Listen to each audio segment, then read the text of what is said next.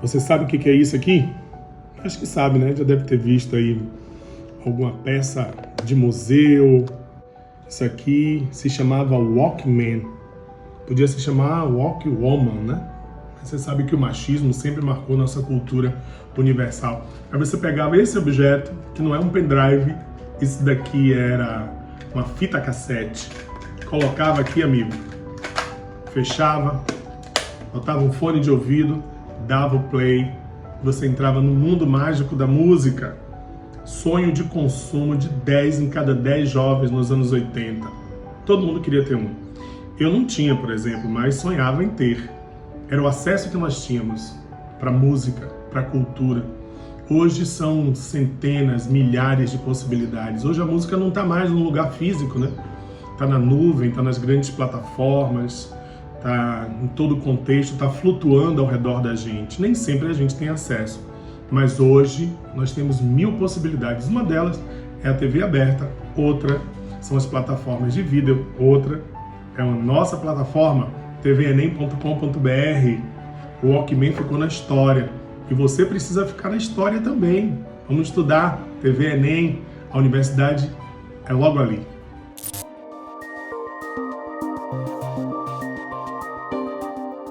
Boa tarde, pessoal, tudo bem? Professor Jarbas de Jesus falando aqui com vocês.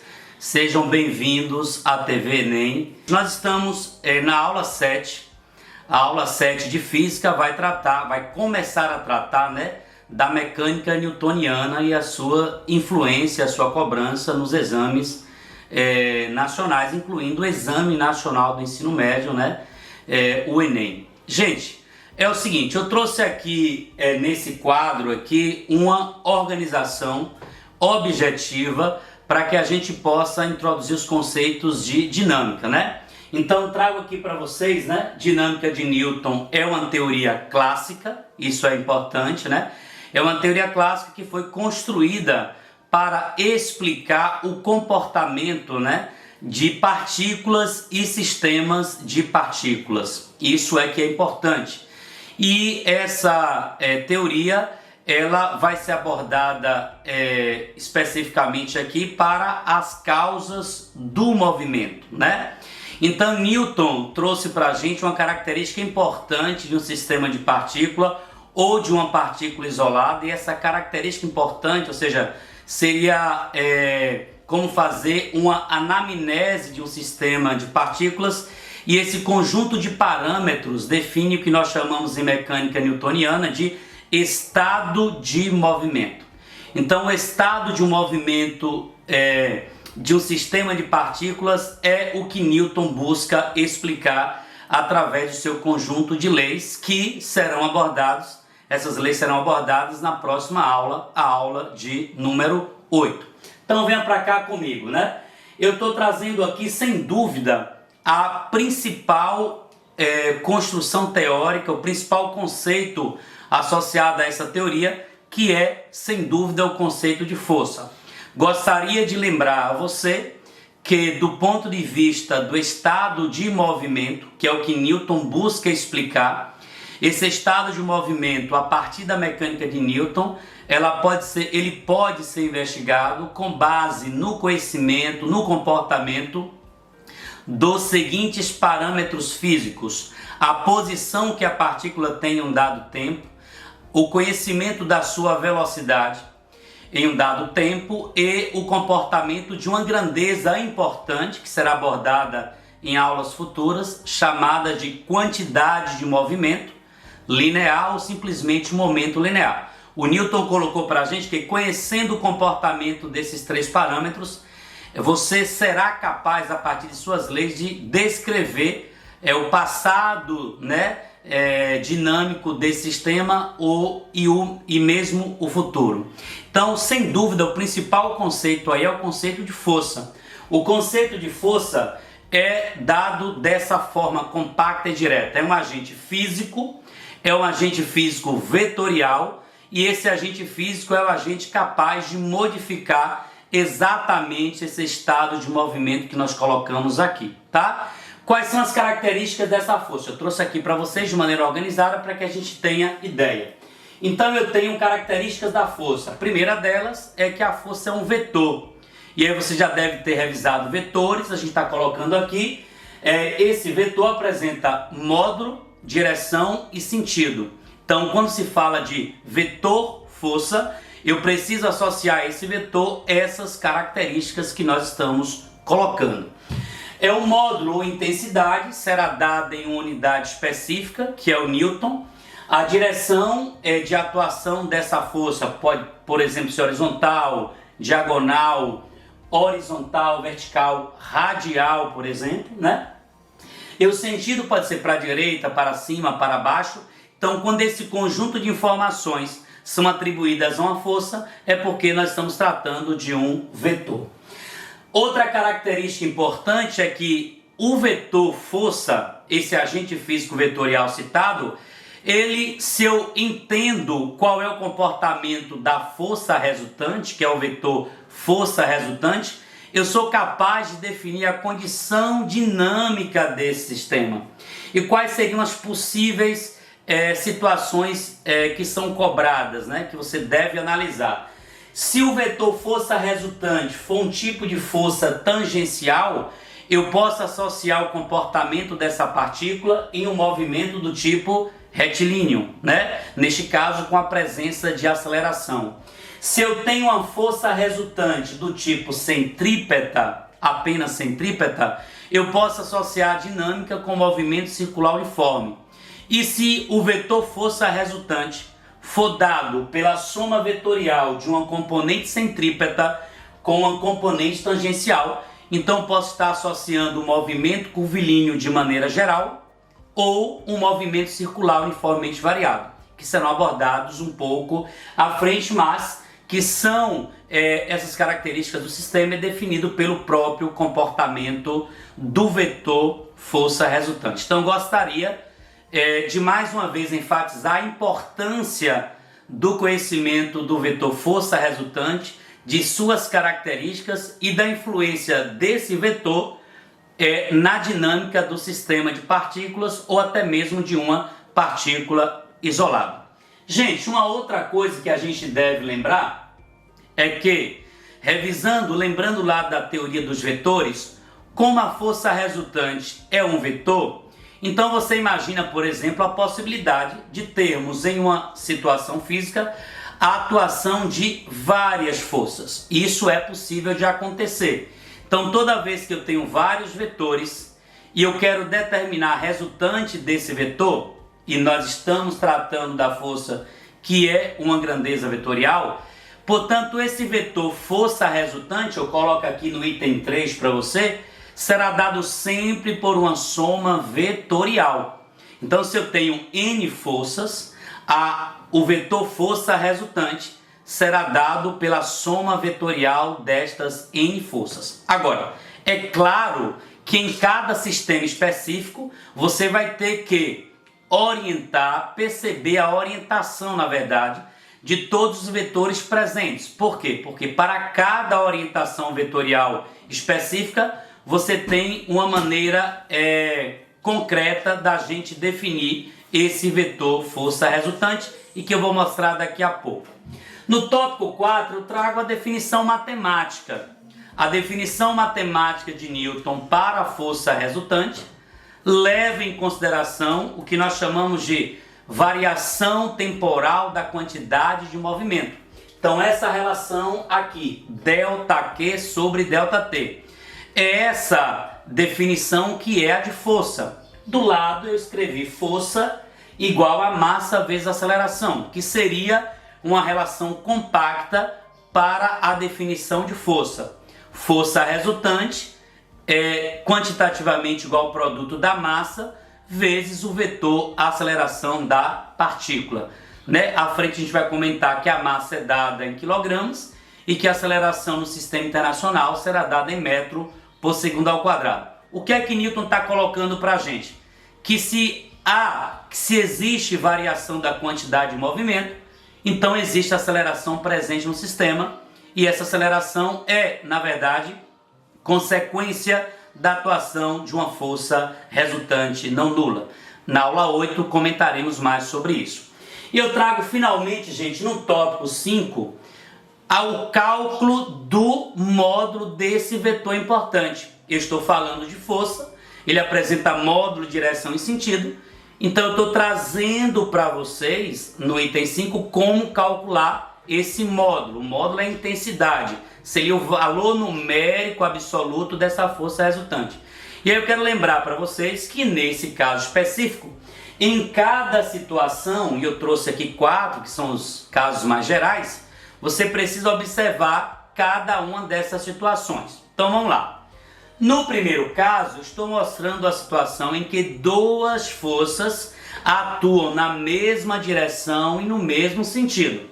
Nesse caso, o módulo da força resultante será dado pela soma dos módulos das forças, F1 mais F2.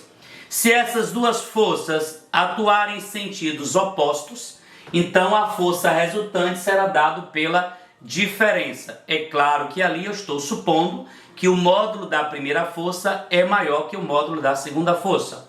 No terceiro caso, se a força resultante, as duas forças forem ortogonais ou perpendiculares ou normais, ou seja, formam um ângulo de 90 graus, então eu posso obter o vetor força resultante através da relação de Pitágoras. E se as forças formarem um ângulo que a gente chama de forças concorrentes, por exemplo, 30 graus, 60 graus, um ângulo diferente de 0, 180 ou 90, você pode aplicar de forma direta a relação para a soma vetorial que aparece ali abaixo, né? F1 quadrado, F2 quadrado, mais 2 vezes F1, F2, vezes o cosseno do ângulo. Esse ângulo é o ângulo que existe entre as duas forças. Ok, gente? Na aula 8 falaremos dessas aplicações para as leis de Newton de maneira específica. Um abraço do professor Jarbas e até a nossa próxima aula.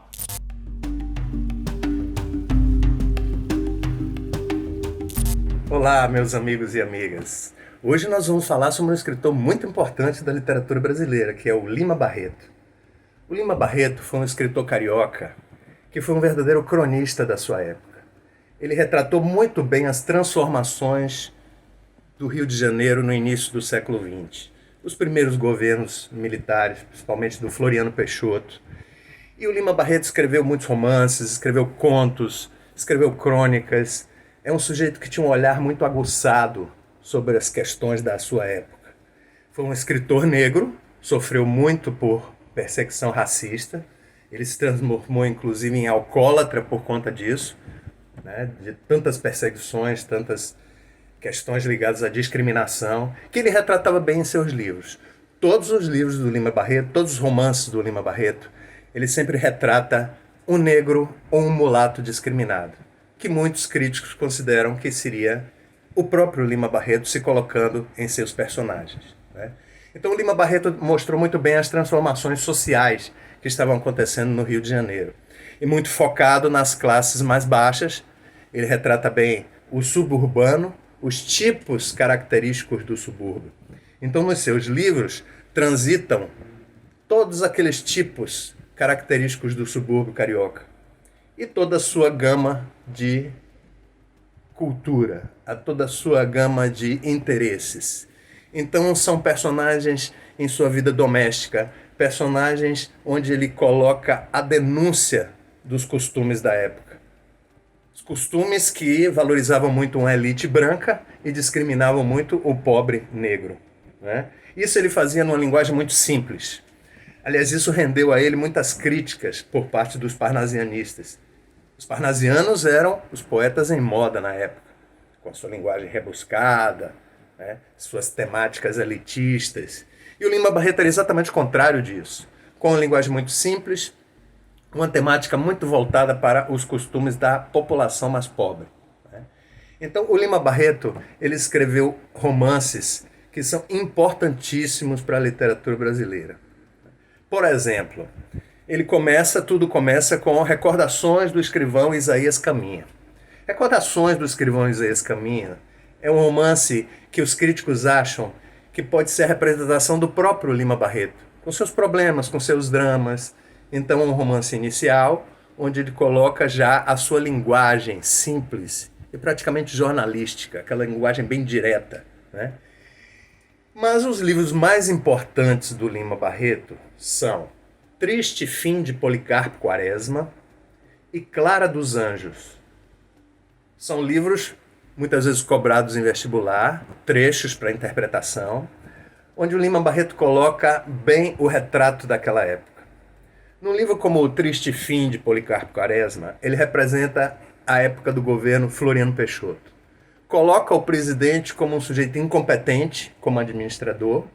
Coloca o Lima Barreto, coloca o Floriano Peixoto como um sujeito que não tem o menor interesse em administrar as questões sociais da cidade, né? Se envolve com uma revolta, a revolta da Armada. Então o livro retrata o período da revolta da Armada, onde a Marinha se rebelou contra o exército brasileiro. E ele mostra bem o ambiente da cidade na época. A personagem central do livro Triste Fim de Policarpo Quaresma é o Major Quaresma, que apesar de não ser um militar, leva este apelido de Major porque ele trabalhava para o arsenal. Ele trabalhava para o arsenal do exército. Então, os vizinhos todos os dias viam o Quaresma sair e se dirigir ao arsenal. Logo ele ganhou o apelido de Major Quaresma. O Major Quaresma era um homem comum, um homem de hábitos, um homem de costumes muito arraigados. Então, todos os dias fazia as coisas nos mesmos horários, aquele sujeito metódico. Mas o Quaresma também era um grande patriota. Mas o patriotismo do Major Quaresma era um patriotismo ufanista. Patriotismo ufanista, ou nacionalismo ufanista, é aquele em que o sujeito só enxerga as qualidades do país, não enxerga os defeitos. Então o Major Quaresma era um verdadeiro aficionado pelas coisas brasileiras. Na biblioteca da casa dele só tinha livros sobre o Brasil ou escritos por autores brasileiros. Nada que não fosse produzido na agricultura brasileira ele consumia na sua casa. Então era um sujeito que lia, que estudava sobre o Brasil, muito interessado sobre essas coisas. Mas como o Major Quaresma era um ingênuo, um dia ele resolve escrever um artigo para o jornal dizendo que no Brasil deveria se falar tupi e não português. Bom, isso gerou uma grande ironia por parte dos vizinhos. Os vizinhos faziam gozações com Quaresma. Muito deprimido com isso, ele fica triste, né? Frustrado, porque quis falar uma coisa boa sobre o Brasil, mas foi mal compreendido. Então, na segunda parte do livro, é a parte em que ele se muda para um sítio no interior. Nesse sítio, ele tem uma ideia muito grandiosa de dar um exemplo do que seria a reforma agrária no Brasil e acha que a sua terra é a terra mais fértil do mundo porque está no Brasil. E ele se dá mal porque, sem querer usar os defensivos agrícolas, que era normal, estavam surgindo naquela época essa forma de tratar a plantação, e ele se recusa a isso, e as saúvas atacam a plantação dele, ele fica frustrado. Mas nessa parte do livro tem uma coisa interessante. Um sujeito que auxilia ele na plantação é um cara conhecedor da terra, né, que vem lá da época dos escravos, tratando da terra. Então existe aí um confronto interessante, né, sobre o conhecimento livresco do Quaresma e o conhecimento prático deste indivíduo. As conversas entre os dois falam muito sobre essa dicotomia entre a prática e a teoria. Ele escreveu também a terceira parte do livro, onde o Quaresma volta para o Rio de Janeiro e encontra o cenário da revolta da Armada. Se coloca como voluntário para trabalhar no forte de Copacabana, que estava trocando tiros com o navio da Marinha por causa da revolta da Armada. E o Major Quaresma tenta denunciar que os prisioneiros estão sendo torturados. Mas é óbvio que a ninguém interessa uma denúncia como essa. Então, o triste fim do Major Quaresma é que ele é preso como traidor da pátria por causa disso. Na verdade, por tentar ajudar a pátria.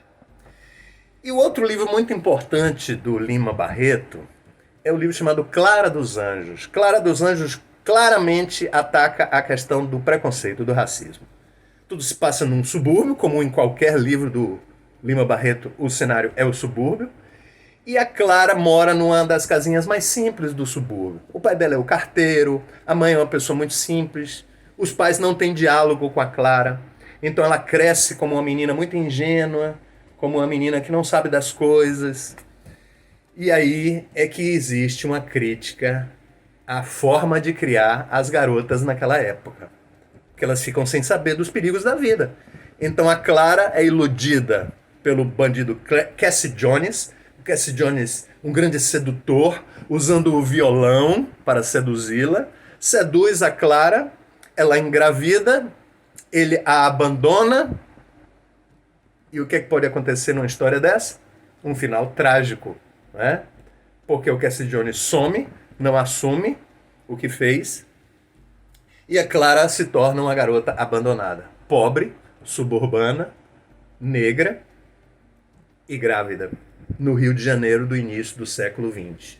Ou seja, o destino da menina está completamente comprometido, né? Então, por esses exemplos, vocês podem ver como o Lima Barreto se preocupava com as questões sociais da época, com a discriminação, com o racismo, com o patriarcalismo, né? Aquela forma rigorosa de criar as garotas na época. Então, meus amigos, procurem os livros de Lima Barreto. Triste Fim de Policarpo Quaresma, Clara dos Anjos, são bons exemplos de excelente literatura. E vamos aos estudos para o Enem.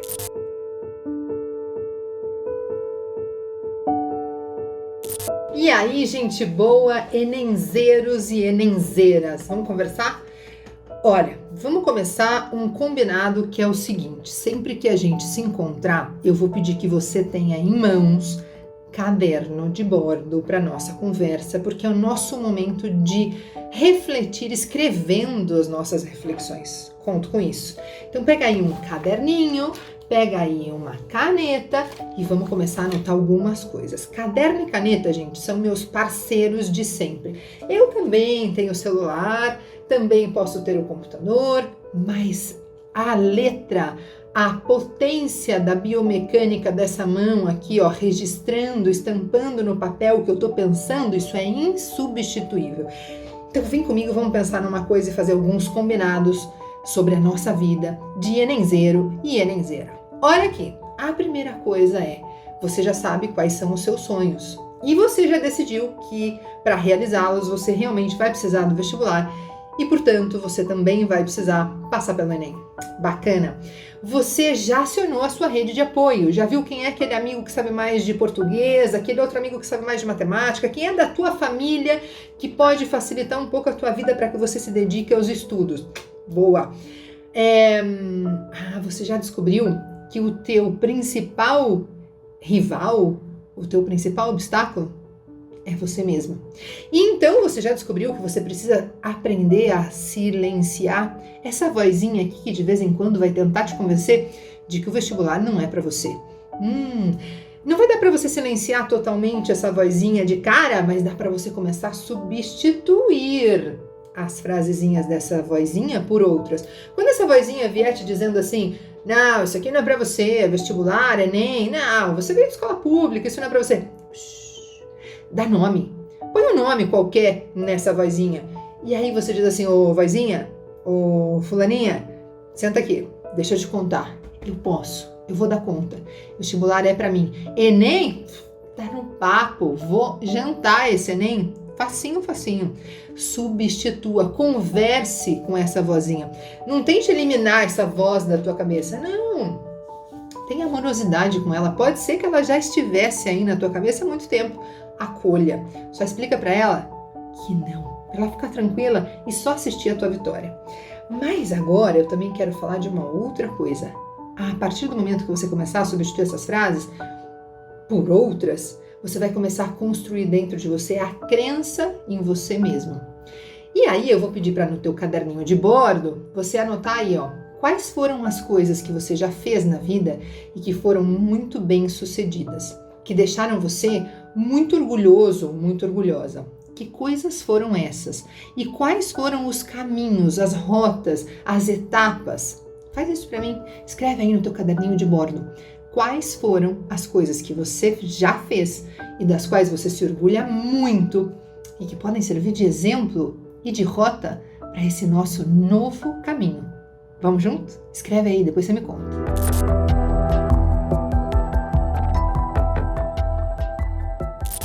Quando vim da minha terra, se é que vim da minha terra, a correnteza do rio me sussurrou vagamente que eu havia de quedar lá de onde me despedia.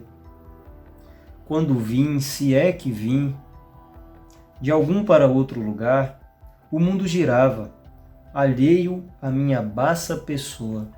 E no seu giro entrevi que não se vai nem se volta, de sítio algum a nenhum.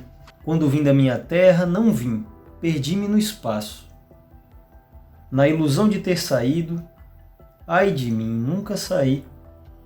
Lá estou eu, enterrado, por baixo de falas mansas, por baixo de tantas sombras, por baixo de lavras de ouro, por baixo de gerações, por baixo, eu sei, de mim mesmo, este vivente enganado, enganoso. Trecho do poema Ilusão do Migrante, de Carlos Drummond de Andrade. Em forma de poesia, Drummond consegue nos mostrar a maioria, se não todas as categorias que a geografia estuda. Nesse poema a gente consegue perpassar pela ideia de espaço, pela ideia de paisagem, pela ideia de território, lugar e região. As três categorias que falaremos na aula de hoje.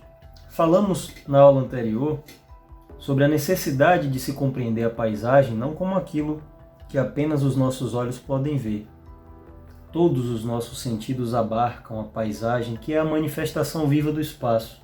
Pensar na paisagem deve ser com muita atenção, com muito cuidado. A análise do todo ela é essencial, sempre que a gente for pensar a geografia em seus diversos âmbitos, em suas diversas categorias. Falando primeiro de lugar, precisamos entender o que é identidade. Quando eu, Rodrigo, ou quando você, aí onde você vive, possuímos, cada qual em seu canto, uma relação de proximidade com esse espaço, o que a gente chama na geografia de espaço vivido, espaço percebido, a gente então constrói uma identidade com este local. E aí eu vou chamar este espaço de lugar. É onde eu vivo minhas relações, desde as primeiras dentro da minha família, na minha casa, perpassando pelas relações sociais construídas na escola, no ambiente de trabalho, ou mesmo em uma praça, um parque, uma praia, um templo religioso que você frequente. O lugar então tem essa dimensão identitária. Quando a gente pensa no território, é necessário que a gente entenda que território é relação de poder. Quando eu tenho um espaço e este passa a ser dominado por algum grupo social, ele deixa apenas de ser um espaço e agora ele se torna um território. Quando falarmos em território, estamos intimamente ligando este conceito à ideia de relação de poder. É o espaço, é a porção do espaço em que algum grupo social se apropriou, dominou, e a partir desse momento deixa de ser apenas um espaço simples e se torna um espaço territorializado. E nesse processo de territorialização do espaço, inúmeras desigualdades vão se sobrepor diante dele. Porque pensemos que na existência do território existe alguém que o possui e existe alguém que precisa pagar para consumir este território. Dessa maneira, a gente tem que entender que a construção do território ela se dá ao longo do tempo histórico e que nos movimentos de migração entre porções distintas do território, nós vamos ver milhares de pessoas, milhões de pessoas que cruzam territórios diferentes, que coabitam em territórios diferentes. E nessa perspectiva vai aparecer o que a gente chama de territorialidade. É quando um sujeito, por mais que ele se mude para um outro território, por mais que ele se mude para um outro espaço, ele carrega aquela ideia de lugar que vem dentro dele, onde ele tem hábitos, costumes, crenças, ideias, e por onde ele vai, esse sentimento vai junto. Isso mostra pra gente que numa mesma cidade, vamos pegar o exemplo da cidade de Salvador. A cidade de Salvador é uma cidade histórica, né? A primeira cidade a ser fundada no Brasil. Desde o século XVI vem se construindo, reconstruindo, tomando formas diferentes, e essa paisagem do espaço geográfico de Salvador nos revela uma multiplicidade de territórios. Vejamos, por exemplo, nessa imagem, onde foi destacado a região do Dique do Tororó. E aí, aproveitando, a gente já entra no conceito de região. Quando a gente possui um determinado território, este, para melhor ser organizado, conhecido, administrado, precisa ser segmentado em partes não necessariamente iguais. Quase sempre não são iguais. Isso seria a regionalização do território. Se eu regionalizo esse território que eu possuo, em tese, se torna melhor para poder alcançar os objetivos de administração, de domínio. E isso vale sobre a ótica do Estado, como vale sobre a ótica de qualquer relação social. A nossa casa é territorializada. A nossa casa possui divisões para melhor organizar o nosso espaço. Ok, e voltando para a imagem, a gente pode perceber que da mesma forma que poderíamos chamar de região do Dique do Tororó, poderíamos também afirmar que é o bairro de Nazaré e suas imediações, ou que é a região da Arena Fonte Nova. Nessas três formas de denominar este espaço, eu utilizei intencionalidades diferentes. Quando eu falo da região próxima à Arena Fonte Nova, eu estou utilizando a Fonte Nova como um signo urbano, como um referencial para aquele espaço. Quando eu falo do Dique do Tororó, eu tenho uma outra conotação, uma outra ideia, um outro pensamento. Quando eu falo do bairro de Nazaré, ele ganha outro significado. E se voltando para a imagem, a gente fala das proximidades, das imediações, como o bairro de Brotas, como o comércio e o centro histórico que está sobre ele, o bairro da Saúde, ou qualquer outra localidade que a gente optar por classificar, eu pergunto para vocês, estamos falando de quantas regiões e de quantos territórios só nessa porção que a imagem nos trouxe? Todas as mais diversas regiões e territórios que vocês pensarem, e aqueles que vocês talvez nem pensem, estão sobre esse local. Não dá para contar quantas regiões, quantas possibilidades de se regionalizar esse espaço a gente tem. São inúmeras. Eu posso regionalizar através do clima, eu posso regionalizar através da distribuição da rede hídrica, eu posso regionalizar através da criminalidade ou da ação efetiva do Estado. Existem diversas formas de se regionalizar o espaço, assim como existem diversos territórios aí.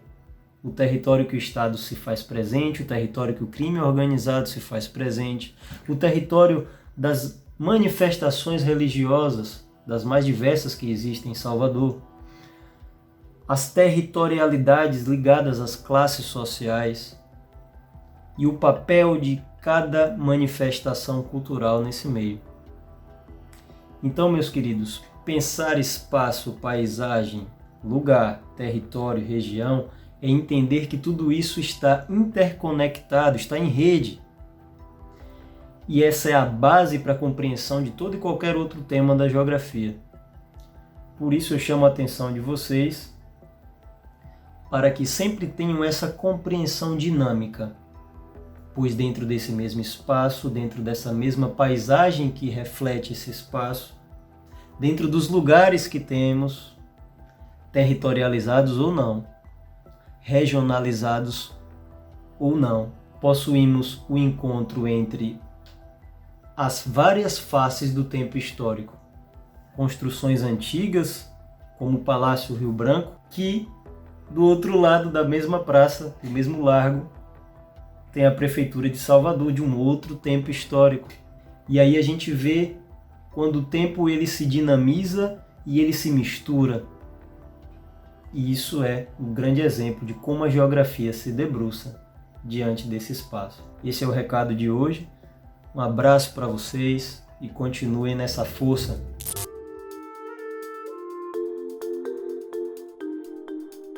Olá pessoal, tudo bem? Eu sou a professora Carlina Azevedo, professora de Biologia, e hoje nós vamos falar sobre o reino Monera.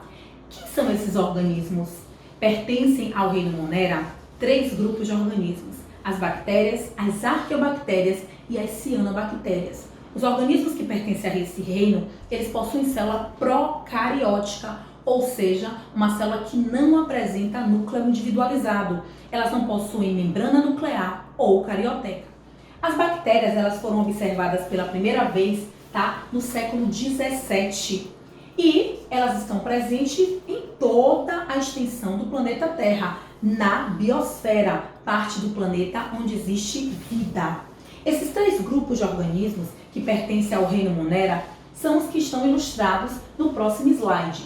Nós temos aqui as cianobactérias, as bactérias que conseguem fazer um processo fotossintético bem próximo do processo realizado pelas plantas e pelas algas. Nós temos aqui uma arqueobactéria. Essa imagem é de uma arqueobactéria presente em área vulcânica, que conseguem sobreviver a altas temperaturas. E aqui nós temos uma imagem de uma bactéria verdadeira, Essas bactérias tão conhecidas por nós, seres humanos, por uma série de questões. Então, meninos, quem são as arqueobactérias? As arqueobactérias são seres unicelulares, são seres procariontes e são seres que conseguem sobreviver em ambientes extremos. Por isso, elas recebem dentro da biologia uma nomenclatura de seres extremófilos, ou seja, organismos que conseguem sobreviver em situações extremas. Nós trazemos aqui para vocês o seguinte: a bactéria metanogênica é uma das formas de classificação, as arqueobactérias termófilas e as chamadas alobactérias ou halófitas.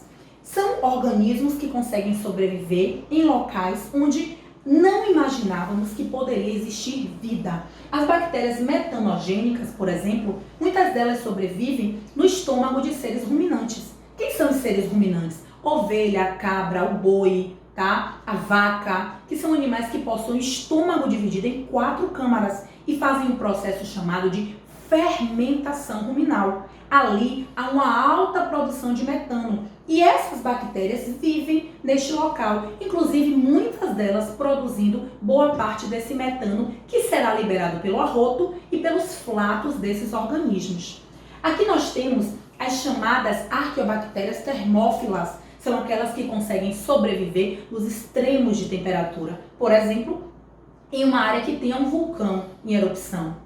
E as alobactérias ou halófitas, que são aquelas que conseguem sobreviver em locais com alta concentração de sal, como por exemplo o Mar Morto. Então perceba que esses organismos, eles realmente conseguem sobreviver em locais extremos, em locais onde a gente imaginava que não existiria vida. As chamadas bactérias verdadeiras, elas também são unicelulares, elas também são procariontes. Muitas delas podem ser úteis à espécie humana e outras podem causar sérios problemas. As chamadas bactérias verdadeiras podem vir isoladas ou formando colônias. Alguns exemplares são autótrofos, não autótrofo relacionado a processo de fotossíntese, não. Há um processo é denominado de quimiossíntese, que utiliza um outro composto que não é, nesse caso, o gás carbônico. E existem, a grande maioria das bactérias verdadeiras, elas são heterótrofas decompositoras. Elas decompõem matéria orgânica morta e disponibilizam nutrientes. E a respiração desses organismos pode ser aeróbia. Muitas bactérias utilizam oxigênio, tá, na quebra da molécula de glicose, e outras bactérias são anaeróbias. Elas não utilizam o oxigênio nesse processo.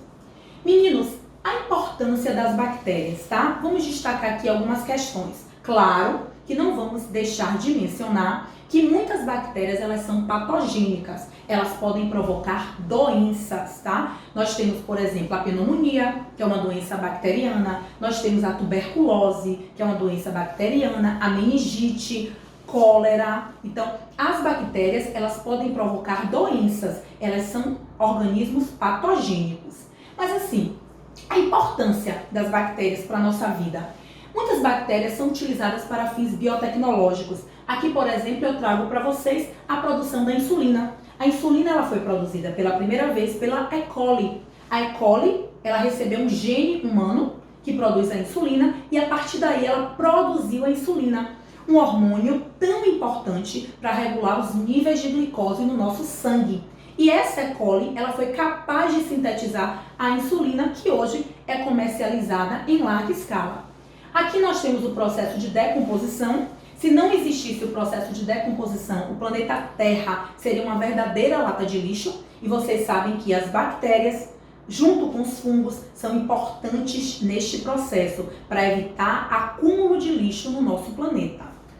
Outros processos associados aí às bactérias. Aqui nós temos uma imagem que mostra a nossa flora intestinal. São as chamadas, eu brinco com meus alunos e falo que são as chamadas bactérias do bem. São aquelas bactérias que vivem lá no nosso intestino, sem causar nenhum tipo de dano à espécie humana, se aproveitando dos restos alimentares que não serviram para a gente e mantendo o nosso trânsito intestinal. Então, essas bactérias, elas são boas, elas são úteis para a espécie humana e elas ainda ajudam o nosso intestino a funcionar bem. Quando a gente tem um processo, por exemplo, de diarreia contínuo, a gente precisa muitas vezes recompor a flora intestinal, fazendo muitas vezes o uso de algum tipo de medicamento.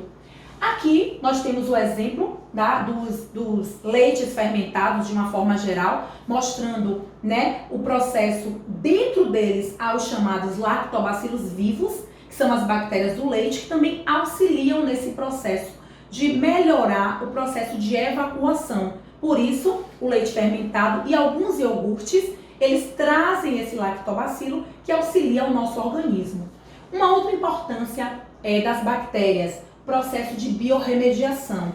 Biorremediação, gente, é um processo no qual bactérias são utilizadas tecnologicamente para remover, tá, ou reduzir poluentes ambientais. Vou dar um exemplo para vocês. É muito comum em derramamento de petróleo. Você tem um derramamento de petróleo em um ambiente marinho. Primeira coisa que vai acontecer ali é o comprometimento da cadeia alimentar. Como óleo e água não vão se misturar, a luz do sol não vai conseguir penetrar e os organismos autótrofos não conseguirão fazer a fotossíntese. Isso afeta de forma significativa toda a cadeia alimentar. O que foi descoberto? Algumas bactérias, elas são capazes de se alimentar, elas quebram os componentes presentes no óleo e elas são capazes de se alimentar desses componentes. Dessa forma, elas acabam aproveitando aqueles hidrocarbonetos presentes ali no óleo e elas deixam o ambiente limpo. Esse processo ele é chamado de biorremediação e ele pode ser feito pelas bactérias e por outros organismos vivos. Terceiro grupo, gente, aqui são as cianobactérias. Durante muito tempo, as cianobactérias elas eram confundidas como algas. Por quê? Porque elas possuem a capacidade de fazer fotossíntese. Deixa eu só passar aqui o próximo slide, tá? As cianobactérias, elas também são procariontes. Elas vivem em água doce, água salgada ou em ambientes úmidos. Elas são seres autótrofos fotossintetizantes, mas suas células elas não possuem o cloroplasto, que está presente lá na célula vegetal, na célula, por exemplo, de uma planta, certo? Ela possui pigmentos acessórios, tá? Que auxiliam nesse processo de realização da fotossíntese. Esses são os organismos do reino Monera que fazem uma fotossíntese próxima da fotossíntese da planta e da fotossíntese das algas. Eu trouxe aqui questão do Enem para a gente responder. Essa questão foi uma questão do Enem do ano de 2015, tá? A remoção de petróleo derramado em ecossistemas marinhos é complexa e muitas vezes envolve a adição de mais substâncias ao ambiente. Para facilitar o processo de recuperação dessas áreas, pesquisadores têm estudado a bioquímica de bactérias encontradas em locais sujeitos a esse tipo de impacto. Eles verificam que algumas dessas espécies utilizam as moléculas de hidrocarbonetos como fonte energética, atuando como biorremediadores e removendo o óleo do ambiente. Perceba que essa questão do Enem 2015, ela traz pra gente um processo de biorremediação, foi o que a gente viu há pouco. Para serem eficientes no processo de biorremediação criado, as espécies escolhidas devem possuir. O que uma bactéria, para ser utilizado na biorremediação, deve ter? Nós temos aqui 5 alternativas, dentre essas, a alternativa correta é a alternativa C. Por quê? Porque ela apresenta enzimas que catalisam reações de quebra das moléculas constituintes no óleo. São essas enzimas que vão degradar, tá? E facilitar o processo. Um beijo e até a próxima!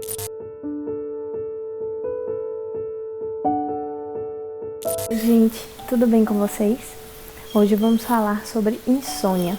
Eu sou Fernanda Ruth, psicóloga, e quero te perguntar como está a qualidade do seu sono. Você está conseguindo dormir bem? Está conseguindo render nos seus estudos? Por que é importante a gente conversar sobre isso?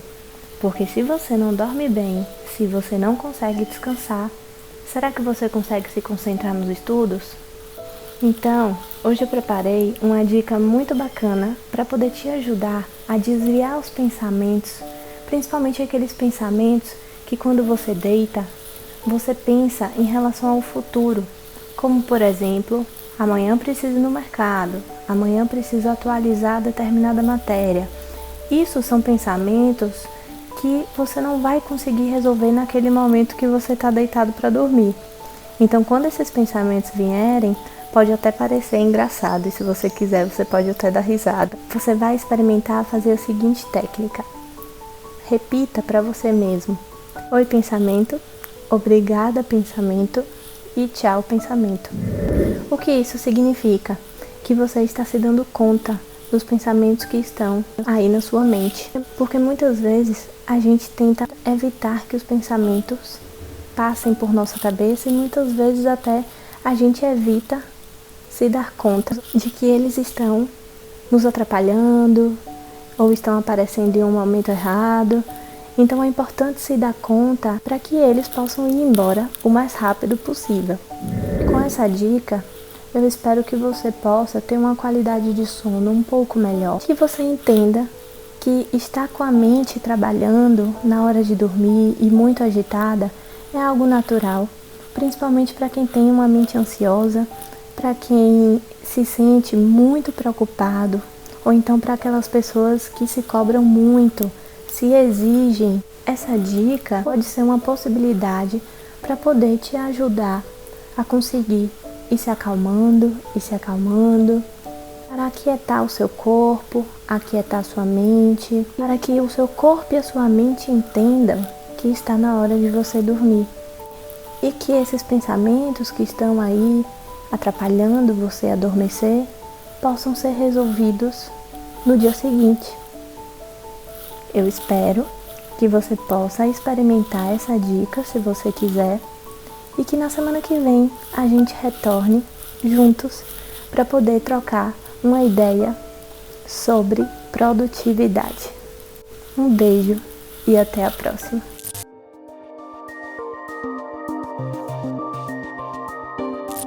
Olá pessoal, tudo bom? Meu nome é Leonardo, sou professor de Química. Comumente gravo minhas aulas no meu laboratório, minha cozinha, No meu laboratório é a cozinha, mas hoje estou aqui no meu estúdio, vulgo quarto, tá? Nesta aula vamos falar sobre modelos atômicos. Mas antes, queria mostrar para vocês como é que eu ouvia a música antigamente. Era através disso daqui, fita cassete. Sim, ouvia a música através de fita cassete, mas hoje em dia eu e vocês com certeza não precisamos ouvir música por fita cassete. Com o avanço tecnológico, né, nós passamos do Discman, na época do CD, DVD, MP3, MP4, até chegar a era, né, da internet, através do smartphone, ouvimos músicas de formas completamente diferentes de décadas atrás. Mas o que isso tem a ver com modelos atômicos? É que o avanço tecnológico modificou a forma como escutamos as músicas. E os avanços tecnológicos também modificaram os modelos atômicos, aperfeiçoaram, responderam questionamentos que os cientistas das épocas, dos pesquisadores, né, daquele contexto histórico faziam, tá bom? Bom, o átomo, ele remete lá na Grécia Antiga com os filósofos Leucipo e Demócrito, tá? Para eles, o átomo é algo não divisível, né? A matéria é descontínua, a matéria é formada por esses átomos, né? Se eu pegasse a matéria e dividisse, ia ter um momento que era impossível dividi-la, e esse momento, esta matéria pequeníssima, é chamada de átomo, daí a ideia de átomo.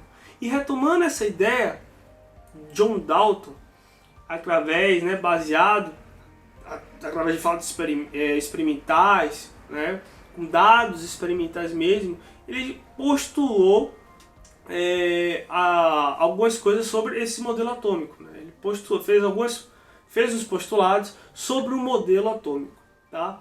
E uma delas era que o modelo atômico era maciço, uma esfera maciça, indivisível, indestrutível.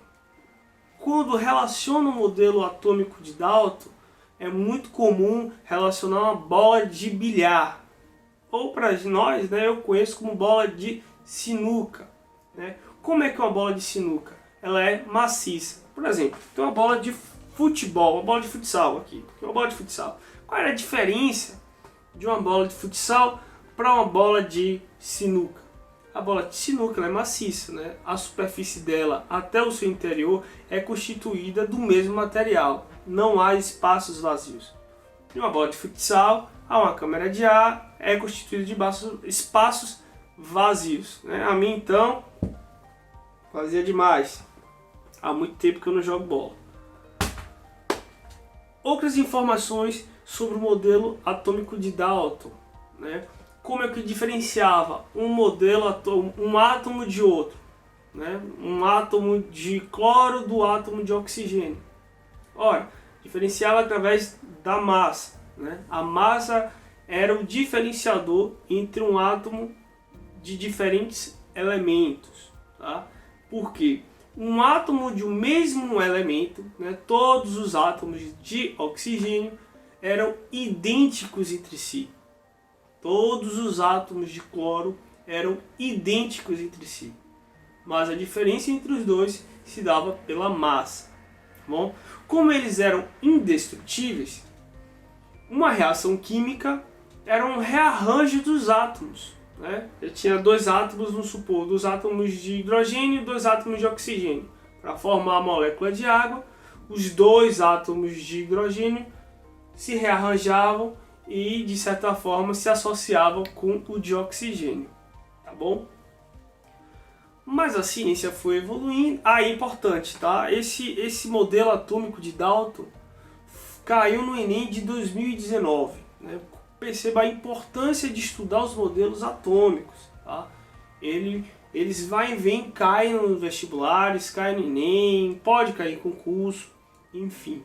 Tá?